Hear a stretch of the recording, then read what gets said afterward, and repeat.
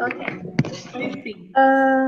No início do nosso projeto, a gente decidiu pesquisar sobre adolescência, gravidez na adolescência e mais sobre índices médicos, consultamos psicólogos e depoimentos de pessoas que já tinham passado por isso. Mas nessa segunda fase, a gente decidiu explorar outro lado. Criamos um Instagram e um Twitter. E é mais para falar, diretamente e mais explicativo, de uma forma mais explicativa. A gente não tinha dias exatos para postar as coisas, mas a gente alternou entre temas históricos, que mulheres, como que elas eram antigamente, qual foi as mulheres que mais, buscaram, não sei explicar, enfim, buscaram, enfim, aumentaram nossa história. E culturais. Isso.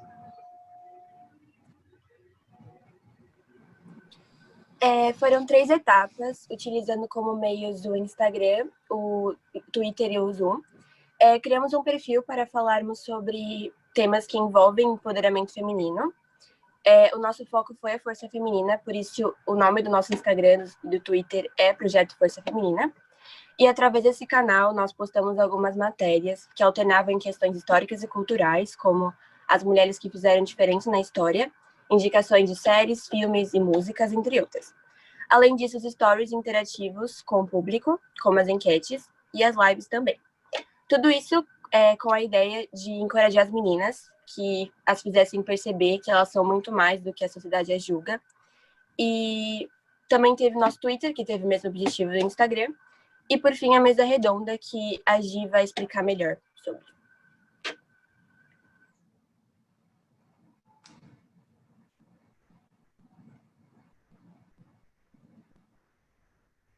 Nossa Senhora.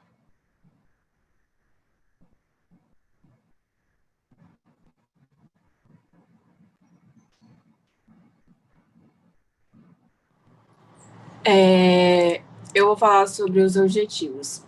No começo, a gente tinha diversos objetivos em mente, mas o nosso foco principal era que se o nosso conteúdo ajudasse, influenciasse, conscientizasse pelo menos uma menina, a gente já ia ficar feliz. Então, a gente não estava ligando muito para os números, né? E sim para que o nosso conteúdo fosse realmente sugado. Então, a gente resolveu fazer diversas postagens e lives que promovessem um debate sobre o fortalecimento das meninas e mulheres sobre o seu próprio corpo. Nossas lives foram realmente um sucesso, assim, quem participou, quem viu, amou. E todas as nossas lives também estão gravadas no nosso Instagram, e cada live ultrapassou mais de 100 visualizações. Nas nossas lives a gente esclareceu um pouco as dúvidas, né, que o pessoal tinha e trouxemos também um pouco mais de conhecimento. O nosso público-alvo da nossa página do Instagram eram mulheres, era 83% mulheres e 17% homens, e a procura do nosso público era maior por IGTVs, que eram as nossas lives, que, como eu já disse, foi um sucesso. Bom, eu vou falar um pouquinho sobre as lives. A gente fez um total de 3 lives no Instagram e uma mesa redonda no Zoom. A primeira live foi dia 30 de setembro, foi com a Luísa Larissa de Almeida, que é uma voluntária do Instituto Maria da Penha. Nessa live a gente conversou sobre diversas questões, mas o nosso foco foi sobre as leis que protegem as mulheres e por que essas leis não são um privilégio e sim uma necessidade. A gente abriu para o público para perguntas e foi muito dinâmico, porque tinha muita pergunta também. Essa live está disponível no nosso Instagram.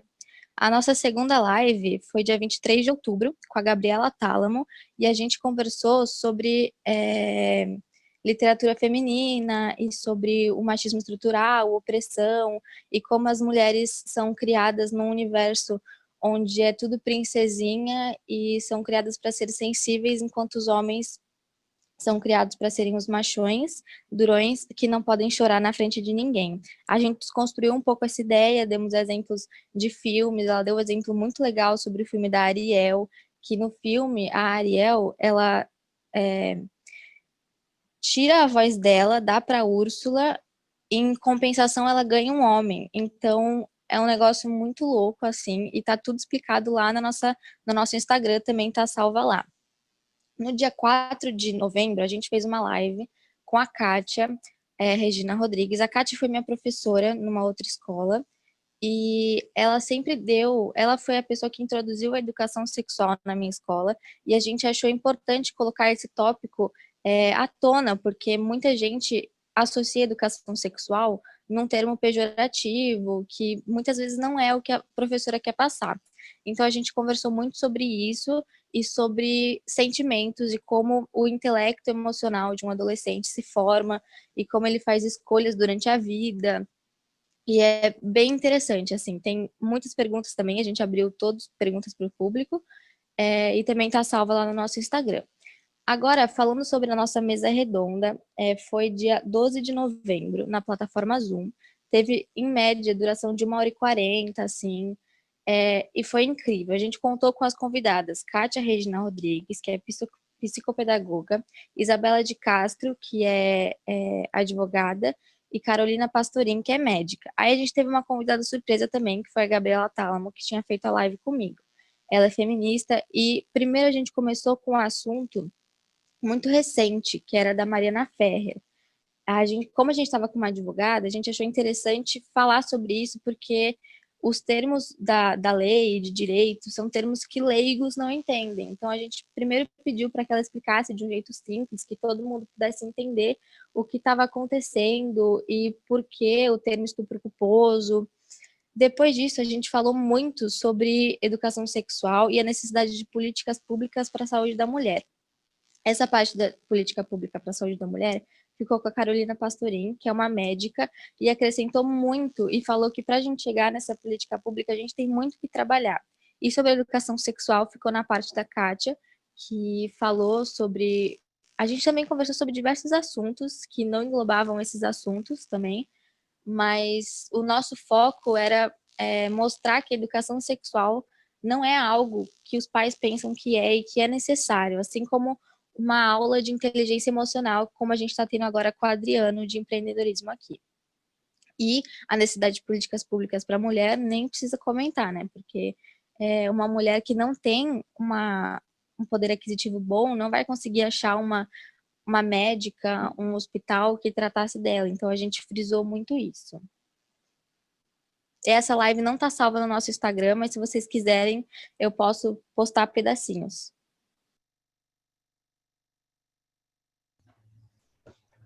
Bom, agora eu vou falar sobre a nossa conclusão.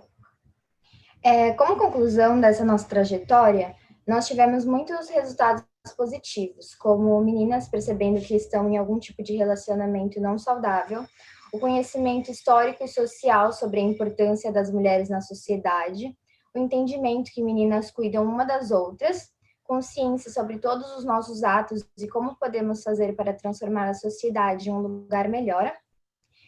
Reconhecemos que, para discutir questões como gravidez precoce, é preciso entender o contexto em que ela ocorre.